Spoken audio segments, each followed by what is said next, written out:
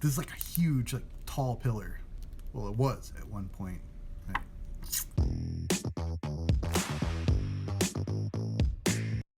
Hello there. Hopefully you can hear me okay. I'm in the basement and I'm actually doing a little bit of archaeology, so to speak. Um, so I guess it's time for four truths and one lie. So the reveal for today is here's one of the truths. I did walk around the old city of Jerusalem dressed as an Arab merchant and have pictures for proof. However, completely unrelated story. Um, we had a fire and we lost everything in the fire, but some of these pictures survived. I can show you some stuff, but it might take a little bit of time. In fact, I might have to pull this album apart and kind of move the pages out. When I was in college, I did a study abroad program, and this was in 1998. And I wanted to go to the Middle East. I thought it would be really cool. I, at one point, wanted to be an archaeologist. I love Indiana Jones and thought that that's what being an archaeologist was all about. And turns out it's not. You don't use a whip. You use a tiny brush and chisels. Not that I like have a thing for whips or anything. Oh my gosh, this is getting weird. Uh, anyhow,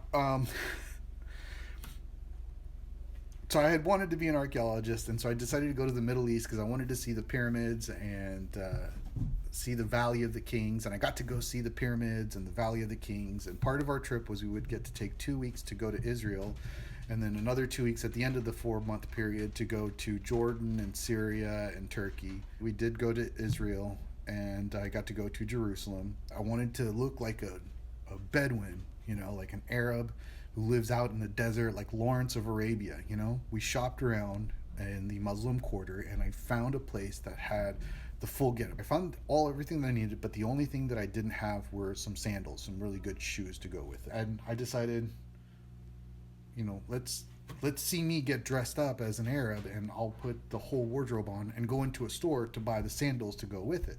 And so we went shoe shopping in Jerusalem, and I found a store that sold shoes. I go up to the vendor. He turns back to me and very calmly just says, hello, begins to speak in Arabic, very conversational Arabic to me, just kind of talking to me. What? Because I had no idea what he was saying. So I said, in English, I said to him, I'm American. And he says, oh, I thought you were a Saudi prince. So pretty cool. But anyways, I wanted to show you guys some of the pictures. So here are some of the pictures of my time in the Middle East.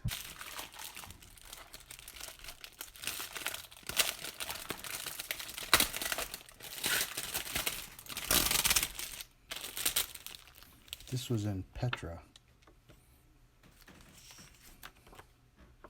This is the place where parts of Indiana Jones were, and Indiana Jones and the Last Crusade were filmed.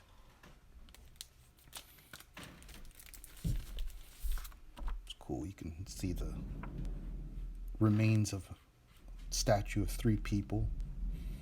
Maybe it was like the Petra equivalent of the see no evil, hear no evil, speak no evil guys. Actually, I think this was a camel at one point. You can kind of see the form of a camel.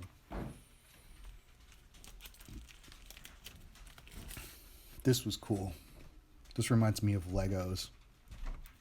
This is a mosque in Damascus. No, this is a mosque in Amman in Jordan. They called it the Zebra Mosque. Fortunately, where these were in the house, it was there was a lot of heat trapped in the house, and but there wasn't a lot of actual fire where these were, so a lot of these pictures survived. You know, pulling pulling these pictures out of here. Oh, here's one of me. See, there I am. That's Nate. Pulling these pictures out of here. I've been meaning to do this. I've been meaning to do this for some time,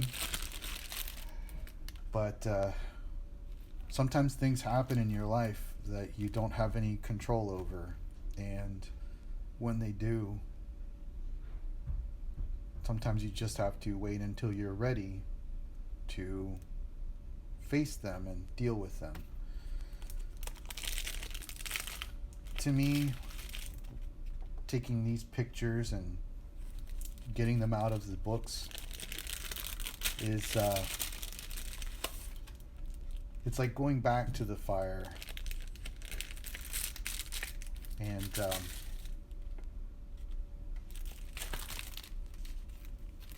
and rescuing some old friends out of it.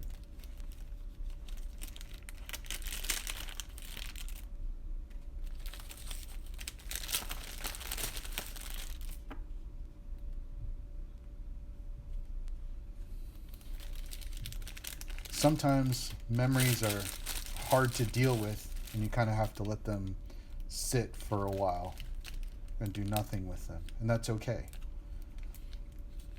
But it's good also when you're ready to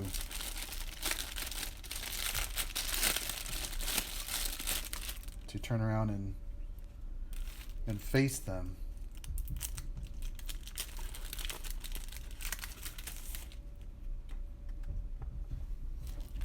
When you're ready.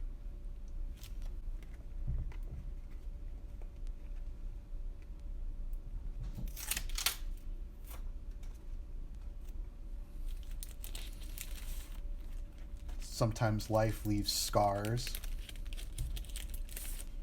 and wounds and burns. Sometimes you just have to wait until the time is right to go back and salvage what was lost.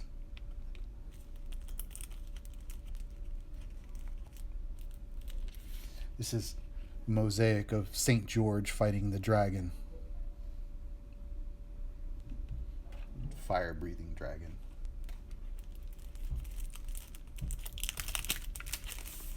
On here it is as a wood carving.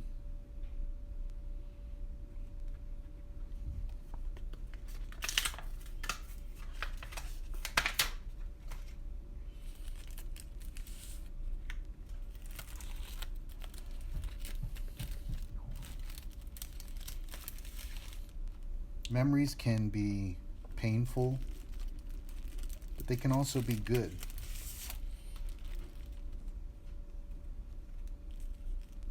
Sometimes new experiences help to change the way that you feel about old experiences.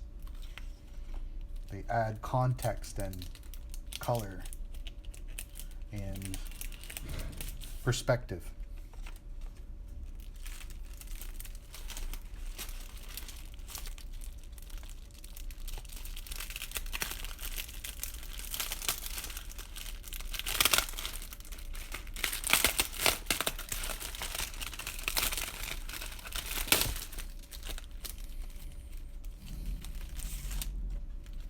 Plastic did a really good job of protecting these pictures. They smell horrible. They smell like what used to be a good smell.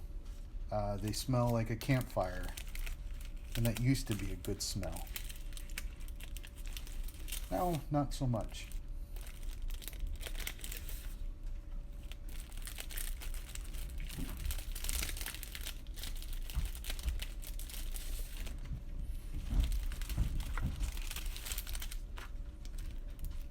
The Sphinx.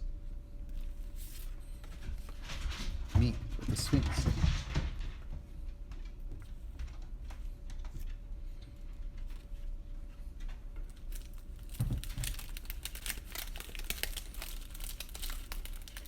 Oh, I love this one.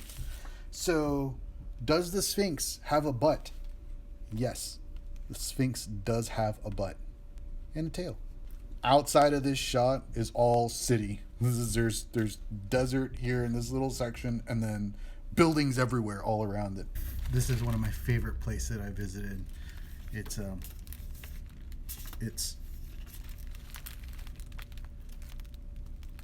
those aren't ant hills. Those are dwellings. This is Cappadocia. It's in Turkey. The wind, I guess, makes these natural formations, and then people lived here. Looks like out of the Flintstones, doesn't it? I love this one.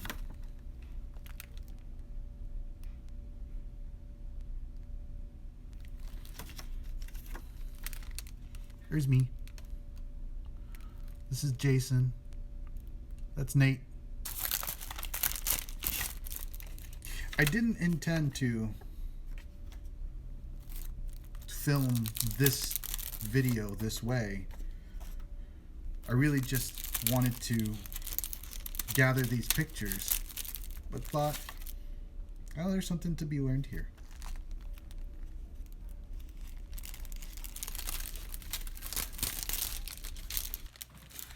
I just had a really good idea. If you guys like these pictures or things like this, I'll put a link down below to my Instagram page, and you can see more pictures down there. If you're interested in knowing more stories about my trip, what I saw over there, what I saw that isn't there anymore, I mean, because remember, this was 1998 and lots of things have changed. If you're interested in any of those stories, make a comment down below and I'll maybe do that in a future video.